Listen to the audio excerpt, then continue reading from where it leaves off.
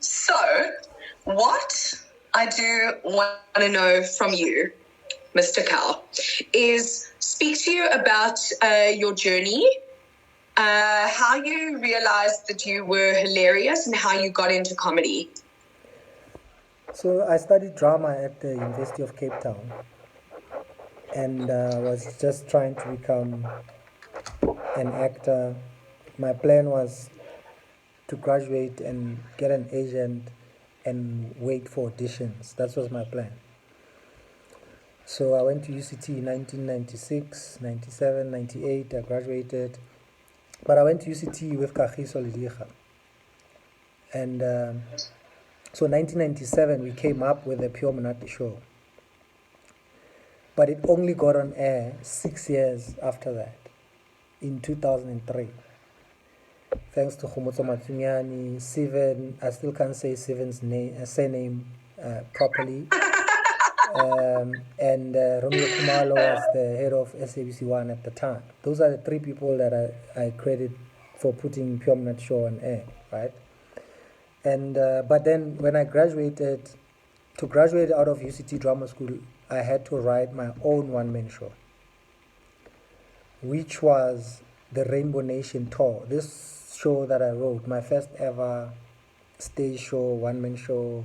Siloma Ake Kanyube, who was famously Archie from Generations at the time, was my external examiner.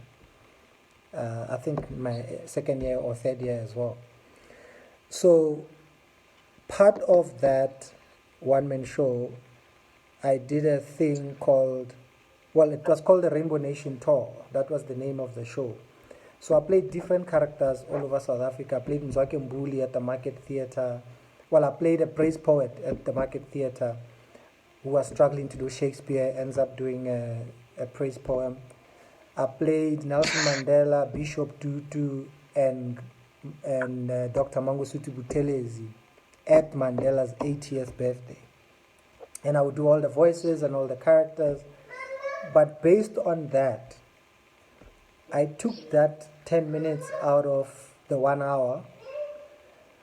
And at the time, MRS was auditioning people starting her agency in Cape Town, MRS Management.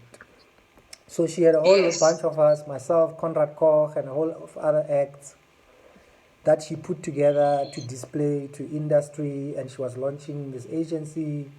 And then from there, Sam Hendrickse, who was doing the Smirnoff International Comedy Festival at the time, which went on to become, I think, the Cape Town International Comedy Festival, blah, blah, blah, saw me performing there, booked me for the comedy festival. I was not a stand-up comedian. I was not a comedian.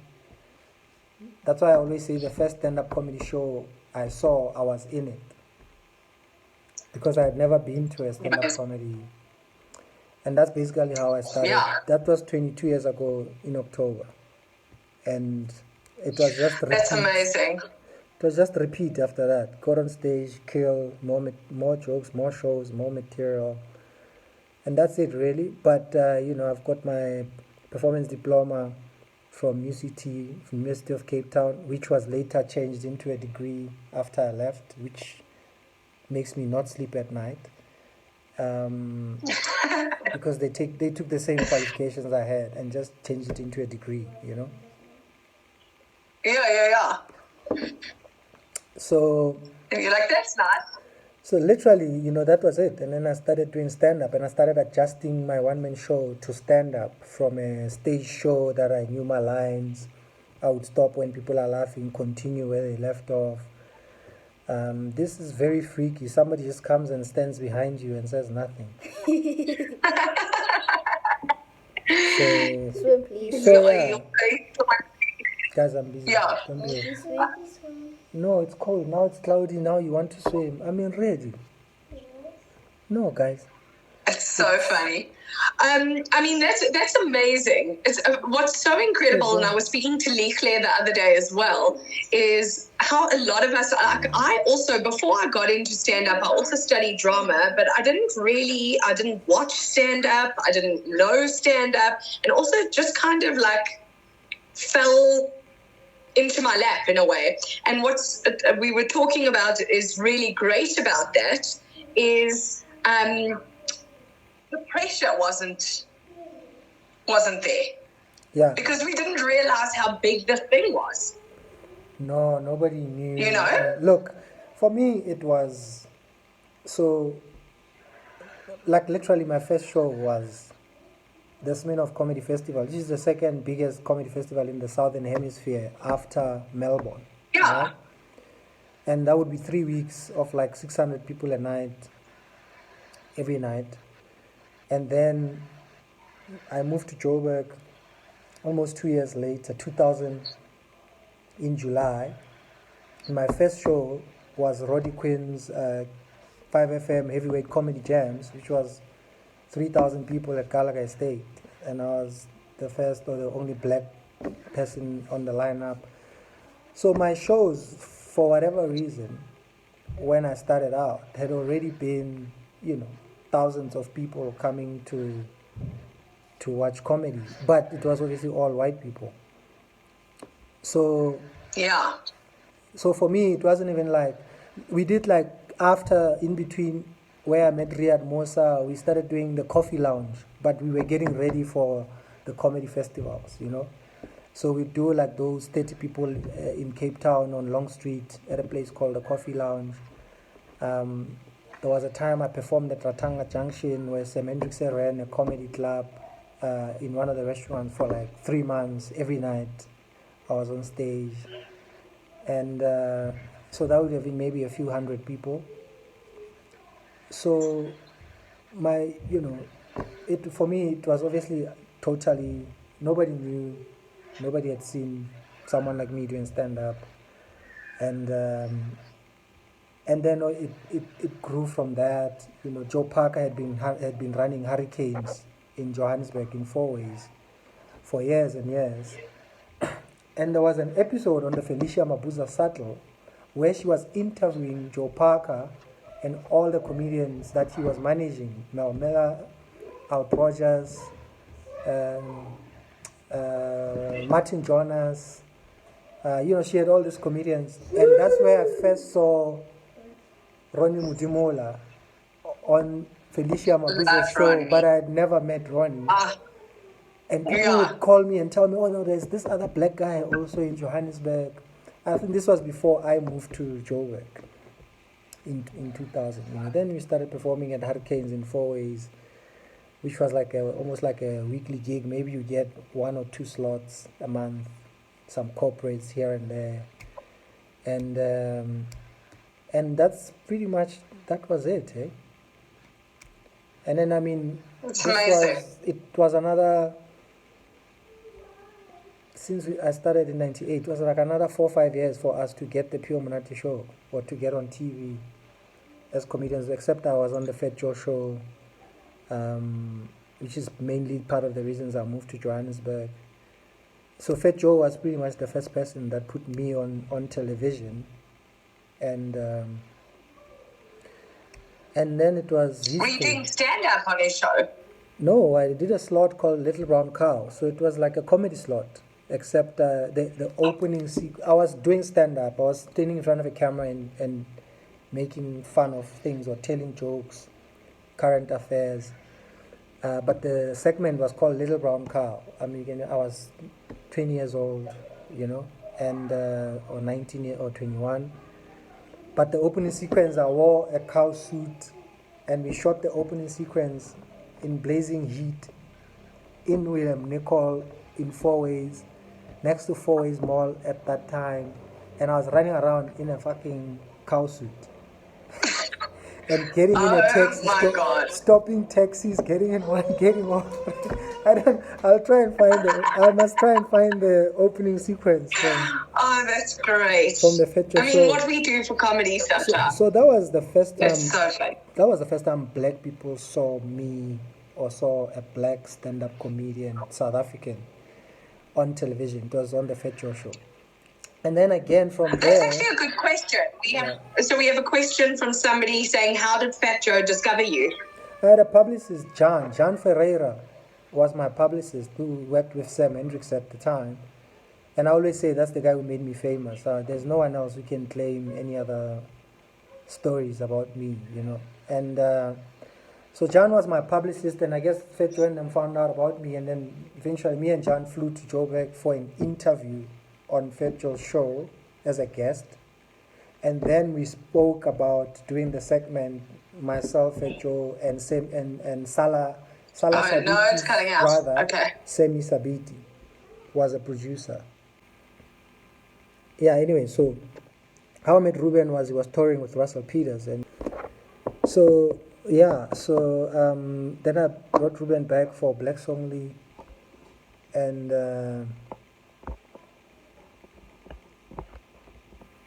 we've been very good friends ever since. I've seen him a lot of times. We've been together in Montreal, in LA. I've performed at his shows in LA at Ruby Tuesdays. And then he came here the last time when we did the Dome in Johannesburg, I think 2 years ago. We had about 10,000 people at the Dome. And then we've been trying to get together ever since, again. So sorry, we can actually pick up where we left off. We were talking about just how you started in comedy and Fat Joe show.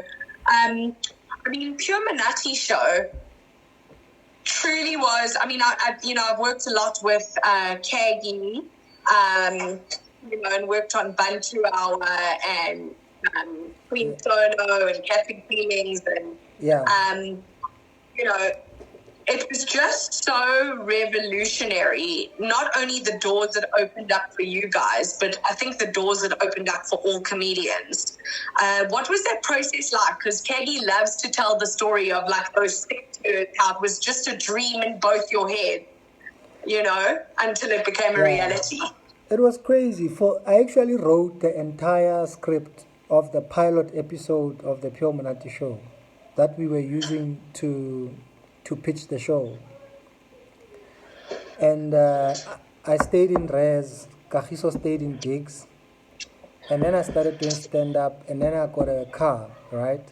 So then I would pick up Kagiso, and we'd go to all these pitch meetings or wherever we were trying to sell the show. From that time, before ETV started, with Shalto Copley and them, who obviously went on to be in District 9 and the A-Team as well. Jason Cope, who was also in District 9, because we all met around this time when we were trying to pitch. So there was a thing they called dead time TV, when TV stations go to sleep. And the idea was, now we're going to pitch and they're going to put the Pure Monate Show from 11 o'clock at night when people are sleeping. And that's why I said 6 years since we came up with the idea in 97. Then someone at SABC, Kamsela, was working at the SABC. Between Kamsela and Khomotso Matsunyani, someone found this pitch document in some box at the SABC. When we were on the Fat Joe show, myself and Kagiso had been on the Fat Joe show maybe for a season or two or something. And we got a call.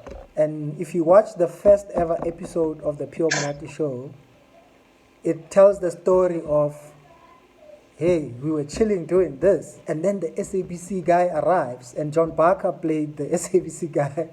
And then he gave us this contract, which was like terrible contract, but we signed it anyway. And then we had to deliver a show in like so many weeks. And, and we do a skit where I'm sitting at the park, and Kagiso calls me and tells me that we've got a TV show, right? But we shot the skit, and we had Clema Wisa and someone else playing twins, because I'm at the park, and Kagiso calls me, tells me the thing, and then I turn to my left, and I'm like, my babies, I've got a TV show. And then I turn to my right again, and then the camera zooms out, and then I go, my babies, I've got a TV show.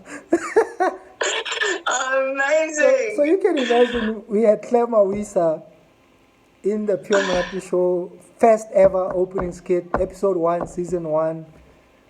like 2003, and I mean Claire was like the first black model on the cover of Cosmopolitan in South Africa. So just from the beginning, you know, obviously coming from having produced the skits on the Fat Joe show as our background, it was, we were having a ball, eh? We had the time of our lives. And then we got all these other guys from Riyadh to Chris Forrest, Ronnie Mudimola, Tsepo Mokhale, Loiso Gola was moving from Cape Town to Joburg, and then we had Joey Rasdeen was trying to sell us life insurance policies. That's how we met him. David Kibuka wanted to win a stand-up comedy competition at the Comedy Underground that John Flesmas was running. That's why he got into comedy, to win 10 grand, which I had won before. And then him and Loiso, I think, were the last two, and Kibuka won and got the 10 grand. When I won it, the original competition when it started, the Comedy Underground competition, right? So for a whole year, every 2 weeks, I would be at the Underground, new material, every Sunday without fail for like a year. So you had to, every time you win a hit, the next round you need to have new material, the next round you need to have. But when I entered the competition, I was supposed to win a trip to London. And then the rand went to shit. So the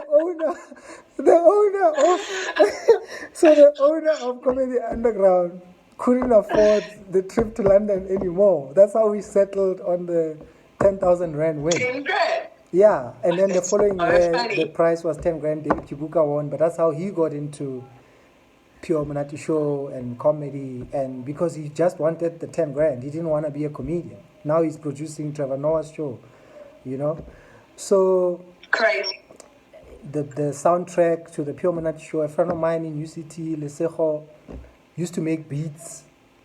It had been sitting in his laptop for like 6 years, and then I played this song for everyone. And Kagiso was like, that's the song, you know, and everyone was like, yo. And it had been sitting in someone's laptop for like a few years as well. Just so, do you know what's so incredible about this whole story and what's so inspiring is the determination.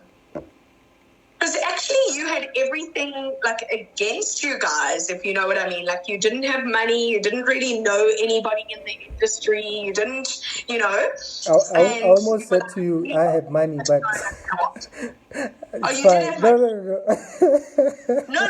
No. What I mean by that is like you guys had just come out of marketing. We didn't have you ridiculous. You weren't in a situation where it was like you pitching from a big company or, do you know what I mean? So we didn't have money, but I was already doing stand-up. Kagiso was already doing stand-up. Yeah. Joey Rasdeen was working at Alexandra Forbes. Tsepo Mokhale was working at Investec. I mean, Riyad Mosa was a doctor. So Chris Forrest studied sports management, and he had been gigging for a long time by then, having started with Joe Parker and them. So we didn't have ridiculous money, but, you know, we were staying in townhouses. You know, I had a little polo player, my first car. Tsepo Mokhale had a Mercedes-Benz, actually, like an old C-Class. Yeah, he was doing well. And Kagiso just never wanted to drive, never bought a car, but he was driven everywhere he went. So there was always someone who would drive Kagiso to airport, to gigs, to a pitch, wherever he wanted to go. There would be some, because there were no Ubers, and he wasn't exactly, you know, taking taxis.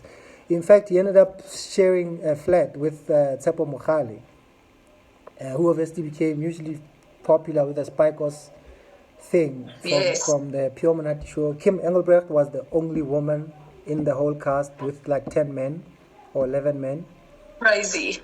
And so we got to hire a lot of extras if we needed girls. So our girlfriends or women in the skits would be played by people who were supposed to be extras, but they ended up playing, you know, quite big roles purely because we didn't have full-time cast or women in the cast. It was the nice thing for me about it. It was there was no such nonsense as you have now with comedians that are beefing with each other, and they've put themselves in groups, or they think they're in groups and posses. We had none of that nonsense. I knew every single comedian in South Africa. I had worked with almost every single comedian in South Africa at the time. I don't even know if people can hear me, but there's a connection here that's killing us, mine or yours.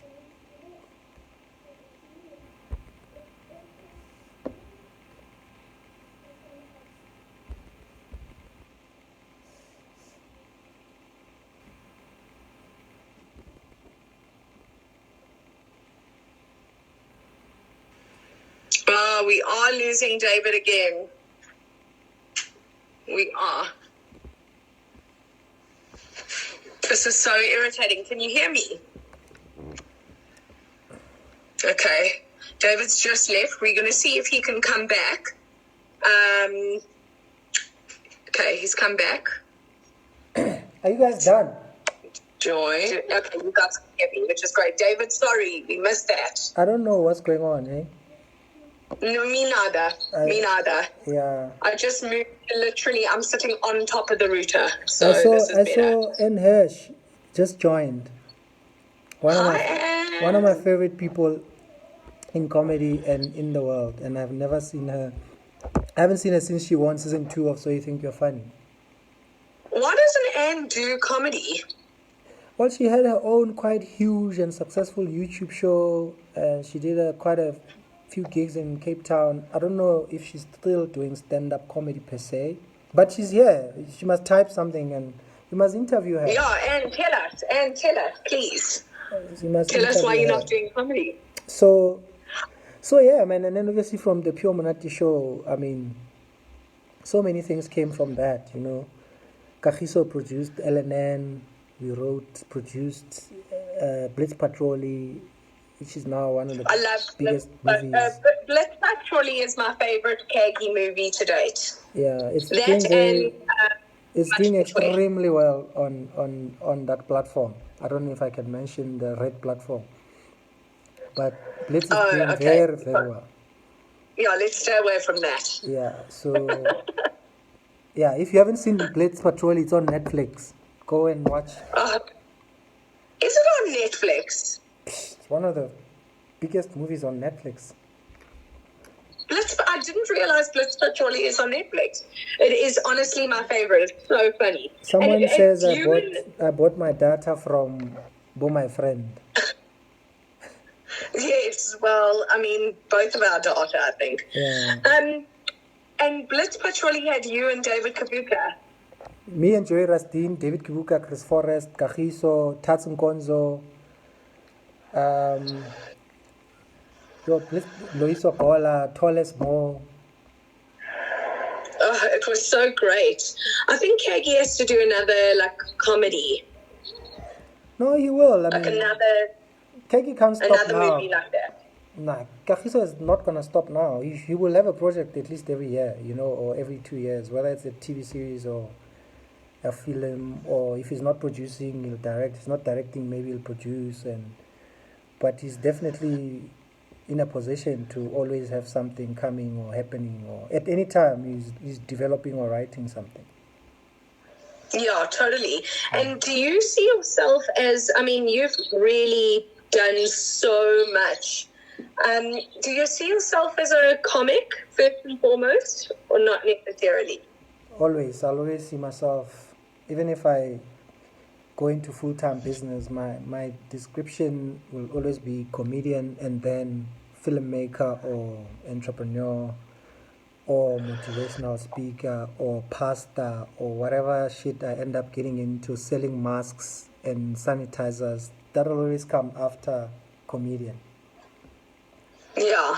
So, and can we talk about blacks only? Because as a newbie comedian, I haven't been in the industry for long. You get into the industry and it's like a big goal for all of us. We all are eventually going to get onto big blacks only. That's like a huge dream. You know what I mean? What happened that you, like, did you know you were going to start something that was going to be such an empire, basically? And what was the motivation to start Blacks Only? Well, the motivation was, so Blacks Only started in 2004. But because I'd been doing comedy for like 5-6 years, I actually was just performing to white people. And we were doing king-size comedy shows with Roddy Quinn, who's my partner, manager for the past like 18, 19 years or something. And, I said to him, I want to do a show for black people. Or I want to do a show called Blacks Only, because we would have had to direct the marketing and the audience, particularly to a black audience, right? So October 2004, Nelson Mandela Theatre, which is now the Joburg Theatre in the Nelson Mandela Theatre, the main theatre. At 7 o'clock, there was a king-size comedy show, 1,000 white people with a different lineup. At 9 p.m., same theatre, 1,000 black people for the first ever Blacks Only comedy show. And YFM through Greg Maloka was the media partner. We targeted our advertising at your Sowetan and what other newspapers. Krije Gavanda, Loiso Koala, Kim Engelbrecht, who was actually killing in stand-up comedy. And I've got all this on tape, but I've got this show recorded. I think it's even on YouTube. I don't know. I'll have to check. Or my set is on YouTube from 2004. And so that was 2004, right? And then 2005, I don't know why, but Roddy booked the Sandton City Convention Center, where there were more than 4,000 people. And there were people sitting on the floor. The people arrived at like 6 p.m. for an 8 o'clock show. It was unbelievable. And the rest is history. Moved it to Empress Palace for like 10, 12 years. Did 3-4 shows a year. Like 2,500, 3,000 people a show. The Dome in 2018. Then we did the Dome in 2018. Like 10,000 people at a show. And it's been a ride. I'm just too lazy. I've been offered to write a book. I've been lazy. I think I'll probably do an audio book before I write the book. Yeah. Or I'll just podcast it and then someone can write a book from that. Yes, we need to read your story. It's actually, that's what I'm talking about. Like, you don't realize, or maybe you do realize, just how important and huge and big as a start-off comedian, your story is, and how we look up to you, and it's just, it's legendary. So what I wanted to ask you was, you've had this incredible career and you've done so much. Has there been a moment where you've gone, this is it, I've hit the big time? No, because I've known Russell Peters now for probably 16 years or more, maybe 18. And so from performing together at the comedy festivals when I started out to him now performing in stadiums all over the world, I know the difference between where I am and where I would think someone can say they've arrived, right? But for me, I used to actually dream about doing the same thing, but I would think more in Africa. So my thing has always been, I want to fill up venues in, Kenya, Uganda, and Lesotho, and more than I'm interested in doing that in the US. But for money purposes, sure, the US and the UK would be amazing, and Canada. But I believe there's more than 1 billion people in Africa. There's probably more than 300 million middle-class people in Africa. Some countries are even developing quicker and faster than we are. Ethiopia, Rwanda, which has a fantastic comedy scene, Basket Mouth, I've been to Nigeria a couple of times. Basket Mouth is doing like 5,000, 6,000 people a show in Nigeria, stadiums in Port Harcourt, Salvador, in Uganda. So for me, that's where I would say I've arrived. If I can have hundred thousands of tickets and people talking about me in Africa, more than the world is easy. I've done the festivals. I've toured and worked with Russell, Tom Segura, and Jimmy Carr, and all these people. That's easy. That's like I can go to LA and call Russell, and then if I ask, he'll put me on his lineup. So then it's like now I'm in a show where there's 6,000 people in a show. You're doing 2 shows in a weekend, and then next weekend you're doing like another 5,000 seats, and then in 2 weekends you've done like 20,000, 30,000 people. So I can't now go and say, I think I've arrived, because I've seen that. Before I did the first Blacks Only show, so 2004, I was going to Montreal, because my first time in Montreal was in 2000 or 2001. And I went via New York, and I was visiting Gray, who's a friend of mine, comedian friend of mine. Yeah, I know Gray. I met him in New York. Yeah. Yeah. He performs at the Cellar a lot. Yes. So Gray Barnes and Dwayne Perkins were the first international comics I brought here for a show called Comedy Blackout 3-4 years before I started doing Comedy Blackout, Blacks Only. I did a show called The Comedy Blackout, right? So now Gray was touring with Dave Chappelle, and I went to Dave's show in Long Island. This is 2004. This was when Dave just did season 1 of the Chappelle show. And oh my gosh. So at 8 o'clock, Chappelle does 5,000 people in a show. At 11 o'clock, does another 5,000 people in another show. This is before I was doing Blacks Only. This was June, July 2004, and Blacks Only started October, right? The late Charlie Murphy, Eddie Murphy's brother, his first ever stand-up comedy performance, he popped into one of those shows and he performed. And I saw his first ever performance on that night. Oh my God. So for me, there's so many things. There's having the Chappelle show.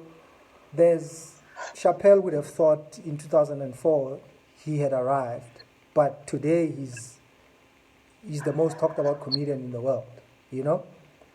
I would, Russell Peters became famous more in South Africa first than he did in most other parts of the world, right?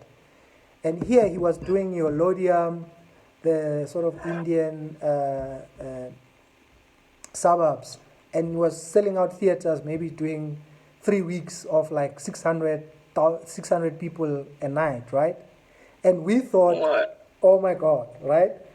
And he'd be like, no, I'm going home to Canada. I do Air Canada Center, 15,000 people a night, 2 shows. The streets are blocked. And to him, it was like, yeah, well, that's what I do almost every year at home. And now you follow him. He's doing stadiums in New Zealand, in India. When we do 1,000 people in Cape Town and Durban and 3,000 people in Joburg, Russell does like 5,000 people in one town in India and another, and does like 7 cities when he's on tour, Middle East, literally performs where most comedians have actually never performed in the world, So I've seen all that, and for me, that's always been my inspiration, because I've touched Russell not in his studio, but I know him. He exists to me. He's not like he's not this person he's not like a Bill Gates. When you sit there and you think you're a businessman and you think you want to be a billionaire and you read about Bill Gates, right? I've known Russell. I've lived in his house. I've toured with him. So talk to him every now and then. So for me, he's a much better reality and a point of reference when it comes to how far do you think you can get in terms of being a comedian. That's why even now, after like 20, 21 years, for me, I haven't even started what I really want to do with stand-up comedy. I haven't started. That's amazing. And what I mean, I know you spoke about performing and touring in Africa. What is that? What is that dream? It's, for me, the idea is make as many people as you can laugh, That's it. So they can be anywhere in the world. Myself and Kagiso have performed in Finland, bro, where we were the only black people the entire weekend at a comedy festival, We were the only 4 comedians speaking English out of like 30 comedians in a festival. And everybody was speaking Finnish, Performed in Belgium about 2 years ago, Montreal, Canada. And so it's nice. There's places that are nice to perform, but they're almost like standard. If you become a famous comedian, you're going to tour the US, you're going to tour the UK, you're going to tour Canada, you're going to tour Australia or New Zealand, right? It's like a cut and paste.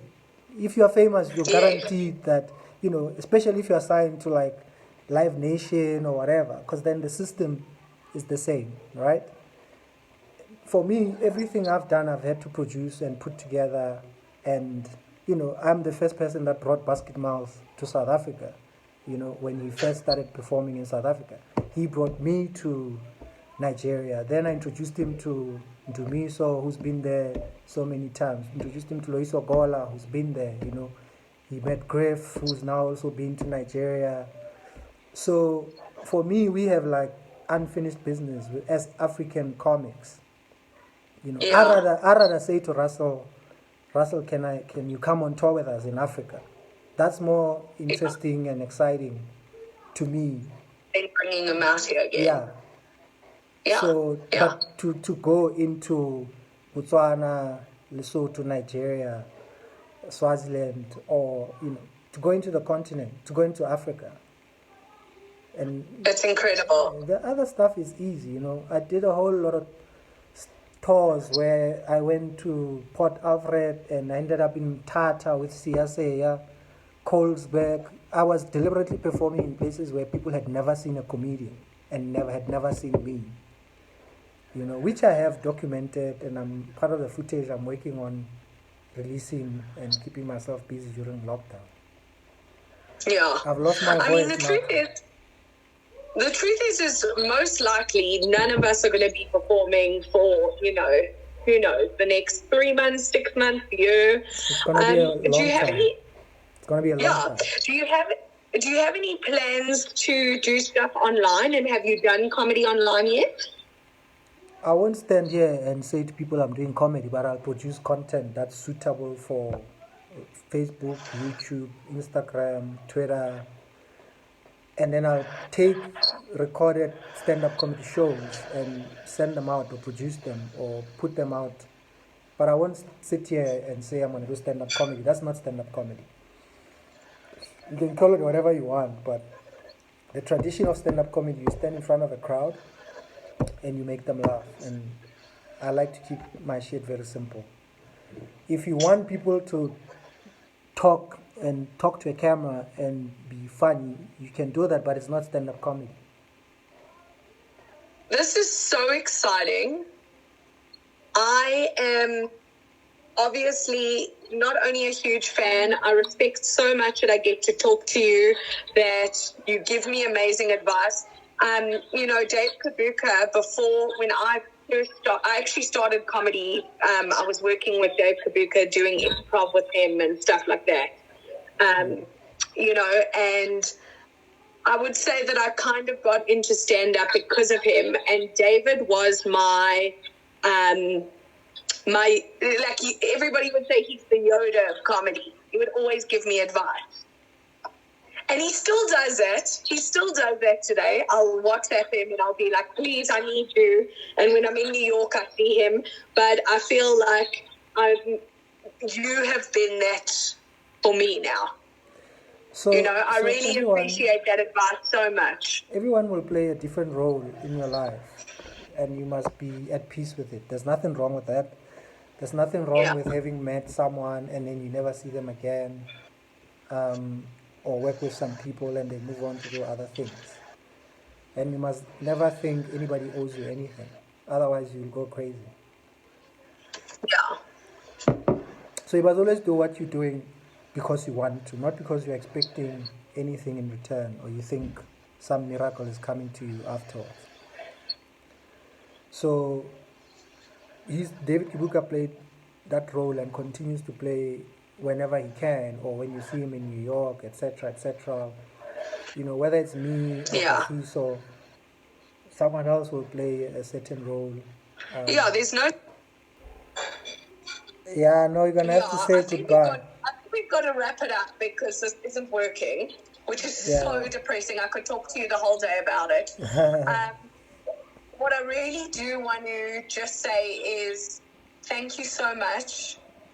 And thank you for letting me push myself onto you in terms of like being a mentor to me. It really means a lot to me. And just thank you for leading the way. Thank you for trailblazing. Well, thanks. Thank you. Thanks for saying thank you. I guess that's all I can say. I'm gonna go watch my half white, half Greek, half Sotho kids swim or something. Whatever they are.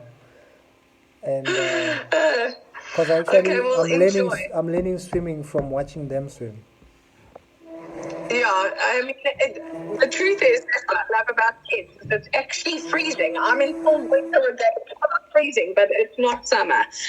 I'm in full winter regalia here. Yeah. Yep. Incredible. So thank you for being an inspiration. Thank you for coming on the show. It was so irritating in terms of internet, but so incredibly inspirational for me. So thank you. Why? And enjoy. Thanks, guys, keep safe the rest of lockdown and enjoy the swim. Thanks everyone for joining us. And thank you. Yeah, so tonight 9 p.m. South African time. No, 10 p.m. South African time. I'm with Ruben Paul. And 1 p.m. LA time.